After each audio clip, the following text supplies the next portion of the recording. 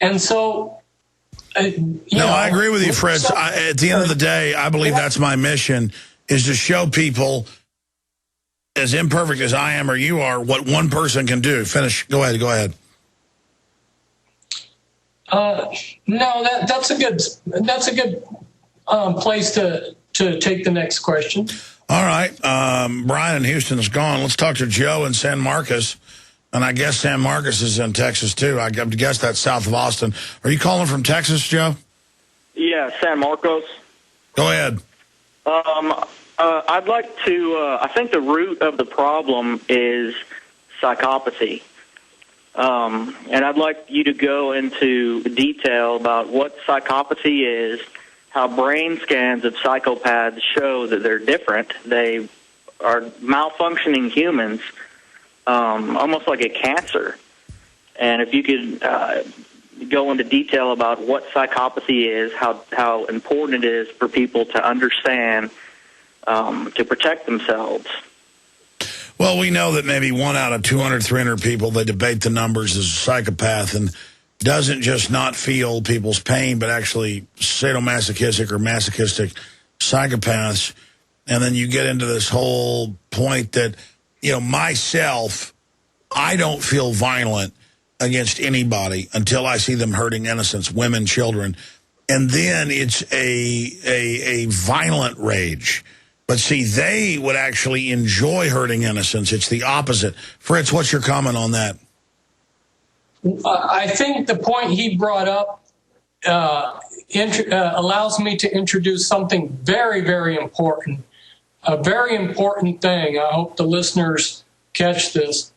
Typically, people say the Illuminati can't do this or they can't do that because, and they extrapolate and think that the Illuminati think like they do.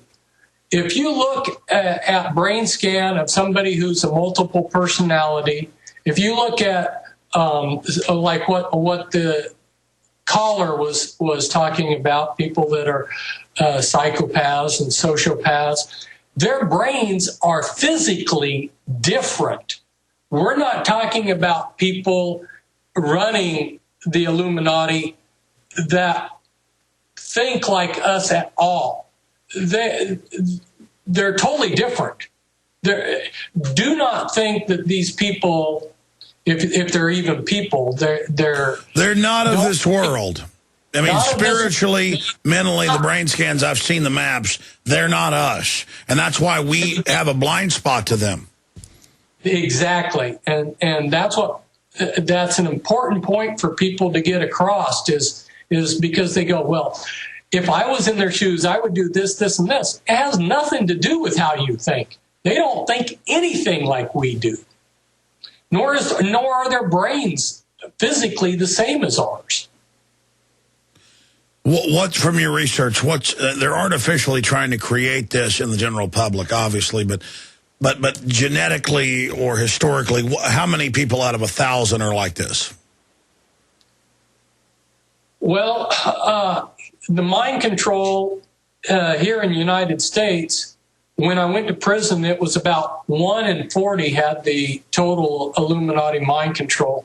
It's probably a higher percentage now. And that's a lot of multiple personalities walking around. They give multiple personality disorder, or they call it DID. They give it a lot of other names, bipolar, or this or that. So what's inducing it? A cocktail of the chemicals in the food, the TV? Because obviously most of them weren't actually taken to some facility. Yeah, they're actually taking a lot of them to facilities. The facilities are a lot more numerous, available, and there's a lot more of them than what one might realize. And it doesn't take much to have a simple programming place. Anyway, I didn't answer your question on the blacks. Well, it just seems the New World Order has a particular fancy towards doing stuff to black folks? Is that because they're just seen as, on average, as poor and it's kind of a fair game group like Native Americans, or what's happening on that front? They have had a hatred against that racial group from early on, and all down through their history. They will use them. They will find blacks that they can use. Herman Cain. But they have an utter disdain for the race, and I really can't explain it except that they think that they are superior. Of course, they feel that way towards the rest of us, too. So no, I know. But, I mean, historically, from your research, why? I mean, there is, like, HIV engineered, all that. Why is that? Well, I think they consider the blacks kind of, I don't know, a subspecies or something that's a lower group.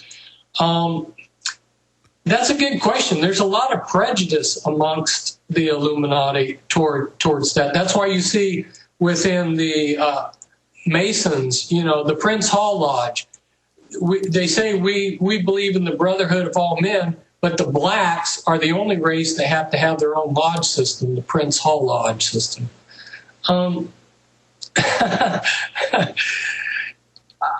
don't have all the answers on that. I've sat there and listened to some of their thinking about blacks or this or that. I guess if you really believe that stuff, I guess that's a reason. All right, let's rampage through 3 final calls. Randy, Jeff, and Bryce, and we'll let Fritz Springmeier go, author of Bloodlines of the Illuminati. Let's go to Randy in Indiana. Go ahead. How you doing, Alex? Good. Yeah, I'd like to thank you for help completing my awakening. I've felt pretty much all my life that things were wrong, and just like Fritz said earlier, 9/11 was the catalyst that brought me to you and woke me up, and rather fortuitous, I caught the interview earlier this week with Fritz, and I found the book online about the mind control, and I've read up to the 2nd chapter and just absolutely floored me. And you guys were talking earlier about the rock music, and I was just wondering, I've found a lot of songs that the message to me seems like what's going on, and we need to be aware and eventually fight. And I was just wondering what... Well, yeah, you got like Muse and all these other bands. I've talked to some of them. They're actually awake. It's not like one monolithic structure, but certainly the 60s, 70s, that 80s, that period there was control, but now it doesn't seem, from my research, there's as much control over it. Fritz? One of the things that's happened in the music industry is it's diversified. Everybody can have their own little band that they like. So, yeah, there has been some of that going on, like you say, Alex, where instead of having the big band, the Elvis Presley type person or Tom Dorsey band or whatever, it's diversifying in recent years. That's something that's been going on while I was down in prison. Yeah, I mean, again, a lot of this is clearly Illuminati messages, but I've talked to some of these people now, and you hear the message about standing up against tyranny. They've lost control. That's the thing. The globalists have control, but more and more they're losing control. It's a great quandary. They're not all powerful. Randy, thank you. Jeff in New York, then Bryce, and then we're done. Jeff, go ahead. Alex, I love you. Alex, grab a cup of coffee because I need you real quick, okay? Okay. Fritz, the infamous bank robber, is that right?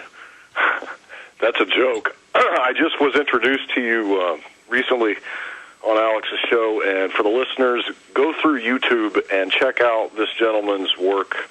It's incredible, truly incredible. Also, I just want to throw something in real quick. Max Egan, I-G-A-N, on YouTube also. But Fritz, very nice to see you. You look great. I need your help, you guys. Listen, I want to talk to you here. What I've been doing is taking inbound sales calls for, let's say, a major gaming company, and I do that at home. Okay, so I take these inbound calls at home, And I don't know, about 10 years ago, I put some commercials that lightheartedly poked fun at George Bush back when I was still in the left-right paradigm.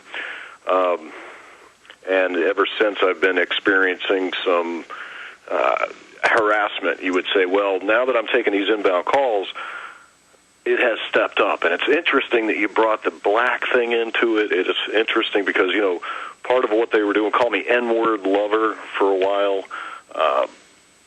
Now they're what they would do is actually, let's see, I was having a conversation with my girlfriend about how we're all turning into $10 an hour slaves. 5 minutes later, I get a call. The guy spells out his email, and it comes to "You're a laundry room slave too" at yahoo.com. So my question being, you know, is this like part of? Do they have like minions out there? Obviously, they can see. Oh, by the way, they did tell me I was fixing myself some coffee, and he said, "Did you put enough cream in that coffee?" And hung up on an inbound. Well, let me explain what's happening. They got algorithms that track you, that know who you are, that know when you tend to cook coffee.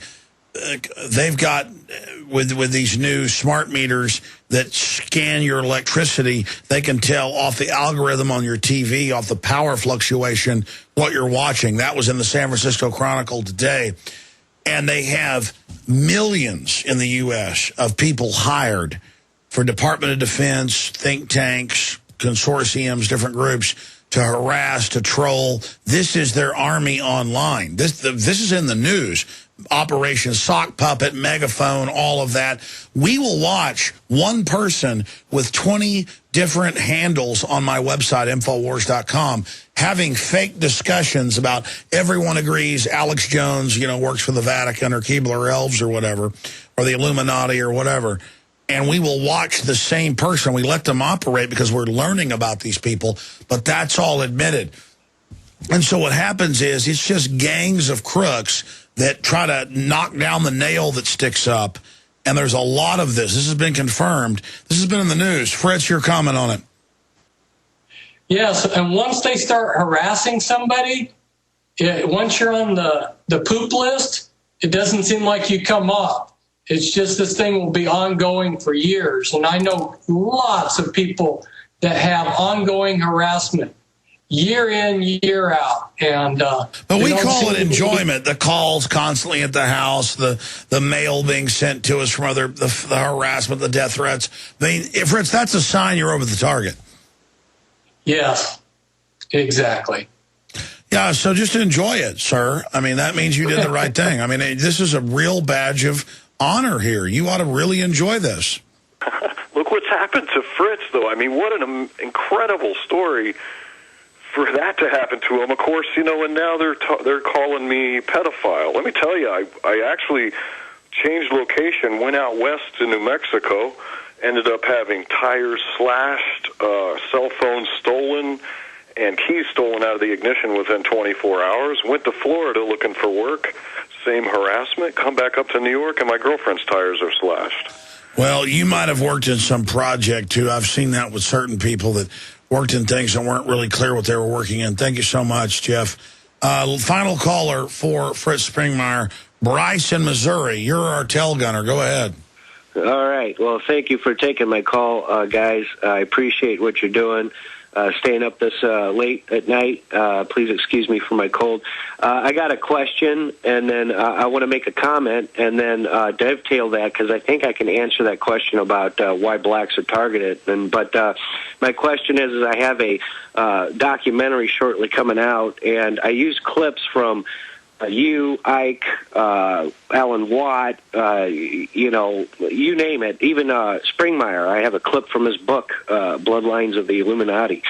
So I'm wondering, A, is it okay to use those clips in the film as long as it's nonprofit? I mean, we're just talking about a YouTube video. And B, what's your take on the whole community of conspiracy theorists wanting to use each other's material? Is that... Yeah, let me just stop right there. As long as you're using a small clip of something and analyzing it, it's fair use. It's whole works that are the issue. My mission is everything's out there, whatever. There's a lot of folks that infight with each other and territorially fight over